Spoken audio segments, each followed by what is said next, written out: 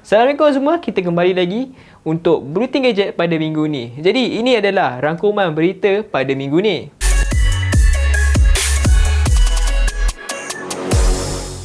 Asus ROG Phone 5 jadi telefon yang pertama yang hadir dengan 18GB RAM. Jadi lagi beberapa hari je lagi untuk Asus ROG Phone 5 ni akan dilancarkan. Terbaru Geekbench telah mendedahkan spesifikasi bagi model Asus ROG Phone 5 ni, di mana ia menjadikan telefon yang pertama yang mempunyai RAM sebesar ni. Buat pengetahuan korang semua, ROG Phone 5 ni ada dua version. Satu adalah version Tencent Game iaitu DA, dan yang kedua adalah versi DB, di mana dia ada paparan panel di belakang. Seperti apa yang dilaporkan, versi Tencent ada dua varian iaitu varian 8GB RAM dan 16GB RAM. Untuk versi DB pula ia ada spesifikasi yang paling tinggi iaitu 18GB RAM. Walaupun RAM dia besar, dari segi Geekbench punya skor, versi Tencent Game lebih tinggi skor dia berbanding dengan versi DB yang pakai 18GB RAM ni. Ini macam mana? Adakah korang semua hype tentang Asus ROG Phone 5 ni? Bagi aku tak kisah sangat pun sebab aku tak main game phone.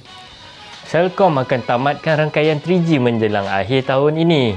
Sebelum ni kerajaan dah umumkan bahawa rangkaian 3G akan ditamatkan secara berperingkat sampai hujung tahun 2021.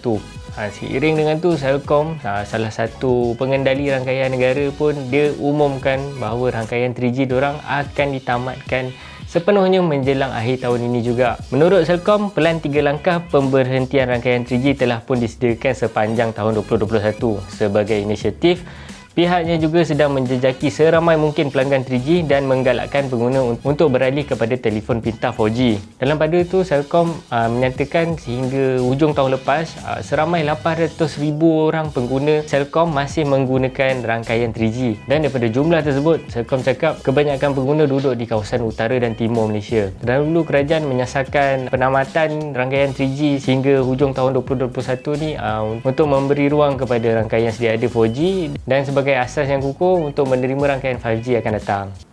Kalau korang berminat nak beli smartphone baru ataupun yang terpakai, boleh tengok ADM Technologies. Macam-macam jenama dia orang jual. Kalau nak walk in, kedai diorang ada dekat Kulim. Nak COD pun boleh sebab diorang ada ejen jualan lebih daripada 600 orang sekitar Malaysia. Nak post pun boleh. Jadi jangan lupa check ADM Technologies.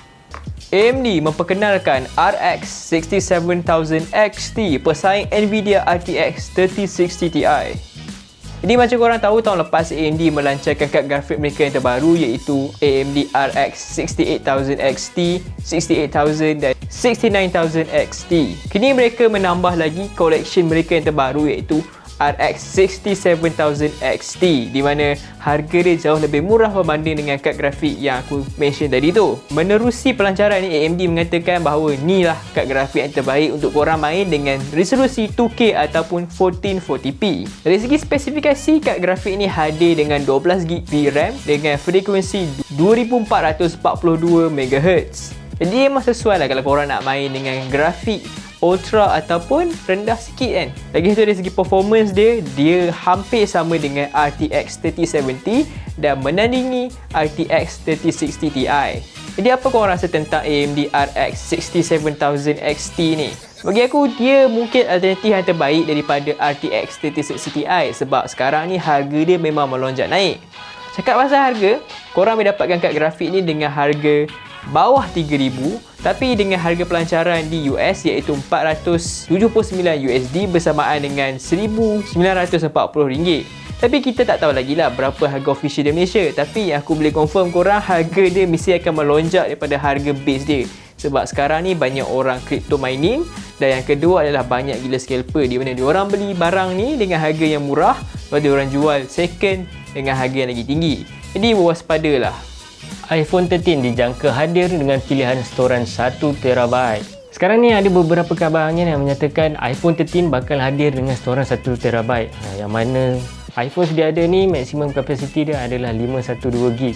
Dan ini bukanlah kabar angin kali pertama sebab sebelum ni pada Oktober tahun lepas, tak silap aku, John Prosser dia ada cakapkan yang mana iPhone tahun ni mungkin akan dilengkapkan dengan kapasiti storan sebesar tu. Selain tu ada juga kabar angin lain yang menyatakan iPhone 13 ni akan dilengkapkan dengan Touch ID dan ada kadar segar semula 120Hz untuk paparan hadapan. Okey, tu cerita untuk tahun ni. Ini cerita untuk tahun depan. Minchinko penganalisis yang terkenal dia bagi leak untuk untuk iPhone ni, dia ada cakap iPhone untuk keluaran tahun 2022 mungkin akan buang rekaan takuk dan gantikan dengan paparan berlubang. Menurut Ming Chin Kuo lagi, sekurang-kurangnya rekaan paparan berlubang akan digunakan untuk iPhone bagi model paling mahal seperti versi Pro atau Pro Max. Akan tetapi jika hasil produk adalah cukup baik, semua model iPhone 2022 mungkin akan menggunakan rekaan seperti ini. Tapi Ming Chin Kuo dia tak ada sebut macam mana Apple nak letakkan dia punya Face ID tu, sebab korang pun tahu iPhone sekarang dia punya takut dia besar sebab dia letakkan sensor Face ID. Sama ada dia orang dah jumpa solution dia ataupun tidak, kita kena tunggu. Sebagai tambahan, ada desas-desus juga cakap kalau pembangunan ni berjalan dengan baik, untuk tahun 2023 kita mungkin akan dapat iPhone yang ada ciri imbasan cap jari pada paparan dan kamera telefoto periskop. Samsung Galaxy M62 untuk pasaran tempatan berharga bawah RM2,000. Samsung Galaxy M62 ni telah dilancarkan pada beberapa hari lepas dan korang mendapatkan phone ni dengan RM1,999. Jadi dari segi spesifikasi ia menggunakan skrin Super AMOLED dengan saiz skrin 6.7 inci. Dan apa yang special pasal phone ni, dia menggunakan bateri sebesar 7000 mAh dan datang dengan charger 25W dalam kotak. Dan dia menggunakan chipset Exynos 9825 yang sama dekat Note 10. Jadi macam mana pandangan korang? Adakah korang rasa 7000 mAh dengan 25W charger ni masih kena, ataupun korang rasa macam kurang sikit sebab ambil masa nak charge kan? Dan apa pandangan korang dia menggunakan chipset yang lama? Sebab chipset yang Note 10 ni 9825 ni adalah chipset 2 tahun lepas. Jadi adakah korang rasa chipset ni sudah tak relevan ataupun masih relevan lagi? DJI FPV dilancarkan. Berita baik untuk kaki-kaki drone Malaysia, yang mana DJI FPV kini dah dilancarkan. Menariknya tentang DJI FPV ni, dia boleh terbang dengan kelajuan sehingga 140 km sejam. Laju tu. And then dia ada 3 mod untuk penggunaan korang.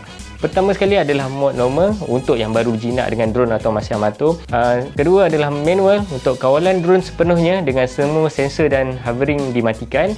Dan terakhir sekali adalah sports, gabungan mod normal dan manual, kawalan sepenuhnya tapi ciri keselamatan masih aktif.